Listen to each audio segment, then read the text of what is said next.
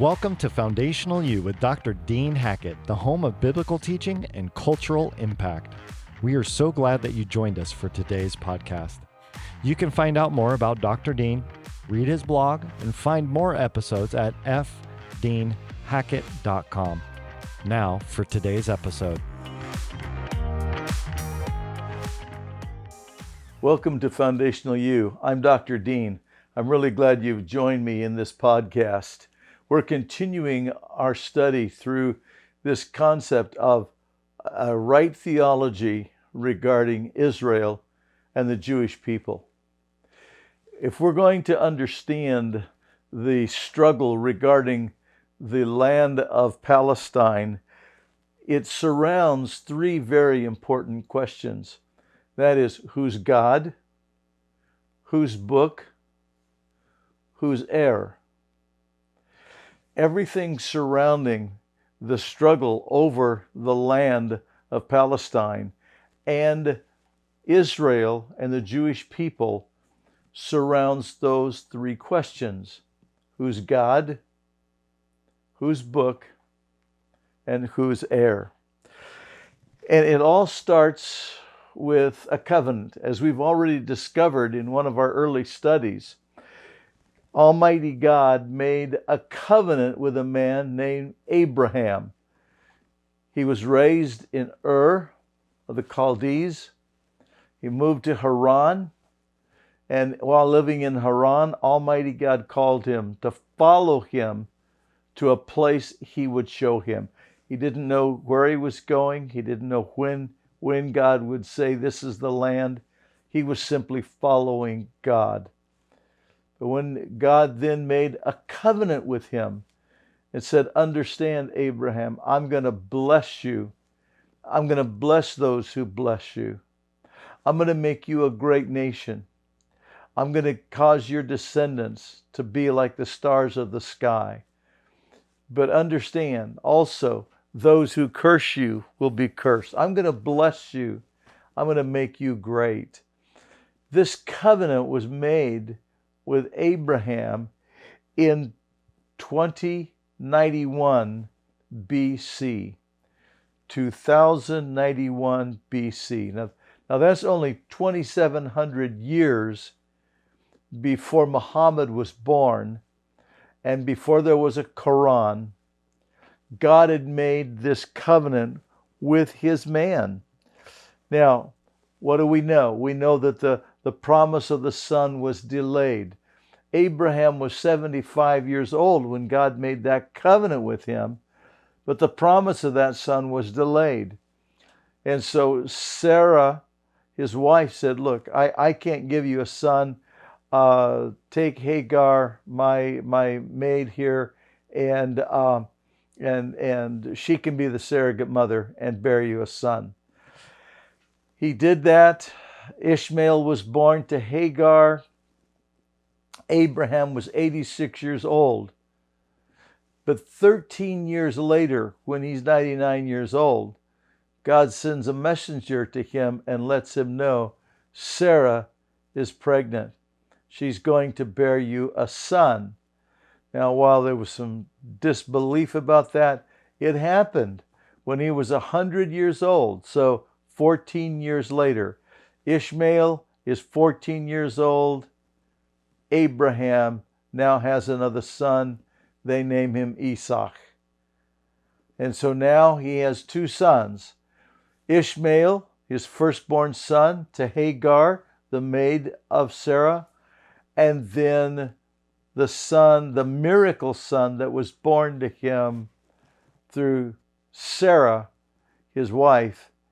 And as the boys grow, there comes conflict in the home. Conflict between Sarah and Hagar, conflict between Ishmael and his 14-year-old little half-brother. There's conflict in the home. Sarah says, look, I want Hagar and that boy thrown out. And it bothers Abraham. It's his firstborn son, and it troubles him. He's troubled by the demand of his wife. But God comes to him and says this, It's recorded for us in the book of Genesis, chapter 21, verses 12 and 13. But God said to Abraham, "Do not let it be displeasing in your sight, because the lad, or because of your bondwoman. Whatever Sarah has said to you, listen to her voice." Listen, now catch closely. "For in Isaac your seed shall be called. Yet I will also make a nation of the son of the bondwoman, because he is your seed." Wow. Almighty God makes it clear. My covenant and my promise is not going to go through your firstborn, Ishmael. My covenant is going to go through your secondborn, your son, your miracle son, who is actually the firstborn of your marriage to Sarah, Isaac. That's who's going to be. My covenant is going to go through him. And so the covenant passes through Isaac. Now, Isaac, when he marries, he and Rebekah, then Rebekah is expecting, and she's carrying twins in her womb. Now, they're not identical twins, but they're twins nevertheless. But two boys could not be more opposite. And conflict begins between these two boys, even in the womb. And Sarah and Rebekah goes, "Man, if this is God and this is a miracle for me, why am I having this trouble in the womb?" And the Lord answered her. Listen to God's answer to her. "Two nations are in your womb. Two people shall be separated from your body. One people shall be stronger than the other, and the older shall serve the younger." God was letting Isaac and Sarah know from the very beginning that these two boys are going to be exact opposites. And boy, could they be any more exact opposites than you had Esau and Jacob. Esau loved the outdoors, a man of the woods, loved the hunt. Jacob, more cranial, more logic-centered, loved being indoors, loved working with his mind, not with his hands. And he was more of a strategist and a planner. Two very opposite boys. But Almighty God, let it be known, right in the womb, you got to understand the covenant is going to go through the secondborn, not the firstborn. The covenant that was made with Abraham, that came down through Abraham's secondborn, Isaac, is going to go through Isaac's secondborn, Jacob. And that happens. That happens.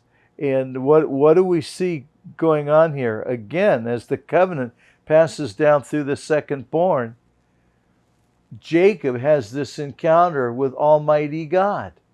In that encounter with Almighty God, he wrestles with the Lord, and the Lord renames him from Jacob to Israel. He's no longer going to be known as a cheat, as a supplanter. He's going to become known as Israel, this man of God. And his descendants, he's going to have 12 of them, because he's going to have 2 wives. He's going to marry 2 sisters. They're going to bear to him 12 sons. And those 12 sons and their descendants are going to be known as the children of Israel. And the land that God promised in the covenant with Abraham. Let's go back now, all the way back to Abraham. The covenant that God made with Abraham. God promised him, "I'm going to give you this land." And it's going to go from the Nile River to the Euphrates River on the southern border. It's going to go from the Mediterranean Sea to the Euphrates River on the northern border. I'm giving you that land. It's going to be yours. And it will be known as the land of Israel. Eretz Israel, the land of Israel. the land that belongs to the children of Israel, the land that is made to them by covenant. And as we saw in one of our early studies, this covenant is a forever covenant. God said it would be easier for the sun to stop shining and for the moon to not shine than for me to break my covenant with Israel. It's a forever covenant. And that land, God sealed this covenant with the children of Israel. He had told Abraham, look, your descendants are going to spend 400 years as slaves in Egypt, but I'm going to bring them out, and I'm going to bring them to the land I've promised to you. Well, what do we know? We know that exactly happened.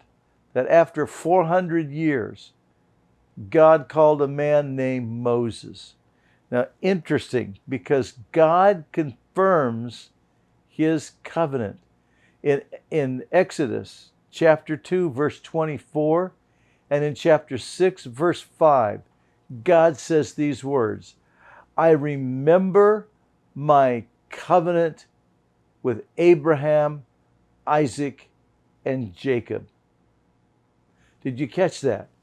God said, I remembered my covenant with Abraham, Isaac, and Jacob. We're 400 years down the road, and Almighty God is saying, my covenant that I made with Abraham passed down through the second-born Isaac and through the second-born Jacob. And God says, I've remembered my covenant. He goes on to say this in chapter 3 to Moses, when he meets Moses at the burning bush. He says, I've heard the cry of my people. I've seen their affliction. He is saying the children of Israel are his people. Yes, because he's in covenant with them. They're his chosen people that he made covenant with them. And God's confirmed that covenant. That Almighty God, the God of Abraham, Isaac, and Jacob, is the God. Now, what do we also know? We also know that God said to Moses, write this in a book. And what do we know? Genesis, Exodus, Leviticus, Numbers, and Deuteronomy was written by Moses. When was it written? It was written in 1400 BC. Again, we're talking 2,000 years before the Quran was written. Genesis, Exodus, Leviticus, Numbers, and Deuteronomy was written. And in there, Almighty God said, I'm the God. This is my book. And Isaac and Jacob are my heirs to the land. I've promised them. That's my covenant. I have promised the land to the descendants of Isaac and Jacob. The children of Israel are the rightful heirs to the land. That's my promise. That's my covenant.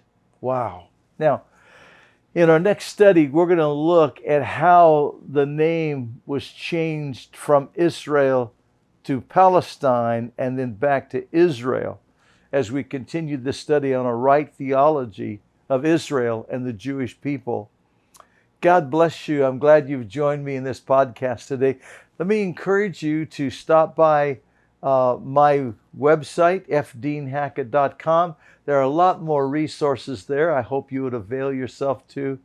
God bless you. Thank you for joining me in this podcast. I look forward to joining you in our next. Thank you for joining us today. This Christ-centered biblical training is a ministry of Spirit Life Ministries. We hope that you are blessed by this podcast and share it with your friends and colleagues. For more information or questions for Dr. Dean, please contact us at the website fdeanhackett.com.